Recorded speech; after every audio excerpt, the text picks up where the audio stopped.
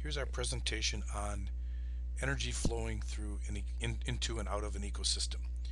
Life in an ecosystem requires a source of energy.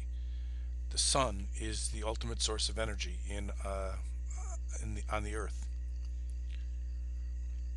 Producers provide energy for other organisms in an ecosystem. Producers are the organisms which can capture the energy from the sun and convert it into sugar through the process of photosynthesis.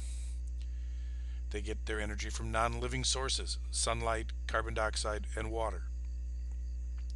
They're called autotrophs. They make their own food from the sun's energy and the inorganic material around them. Anywhere on the biosphere that can support um, green life is going to have a source of autotrophs. Consumers are the organisms that get their energy by eating other living or once living resources. So autotrophs make their food, and consumers, which we're going to see in a second, are called heterotrophs. They they eat their food. They get their food from already existing sources,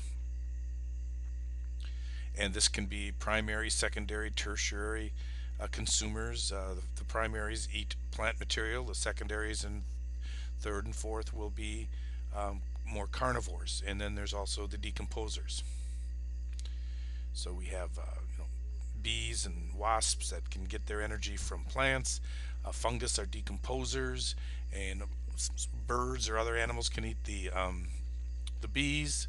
A herbivore might come by and eat the flower itself too. So it's just the food chain. The energy flows through the ecosystem.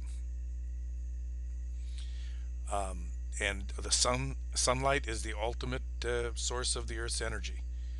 Photosynthesis, as I said, is what most producers use the sunlight to create uh, sugar. There are some in deep in the oceans where synthetics, prokaryotics, bacteria can produce um, sugars from energy source from other chemical means, uh, mainly from the heat from vents in the earth. But the vast majority of all life on the earth is um, points to the sun. So there's just a few places where bacteria can survive based on heat, but uh, that's a very small exception. The most all is photosynthesis.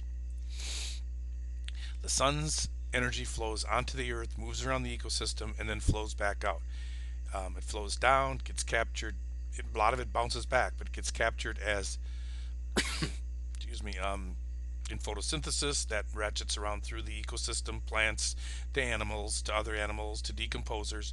But then ultimately, off on the right there, we see that the heat is working its way back up. These numbers aren't terribly important, it just shows percentages. And that top number is the atmospheric infrared window where the outgoing waves go back up into space. So whatever is captured per day by the Earth, on average, will be released back up to space. So the Earth is um, about even, as like kind of in a homeostasis.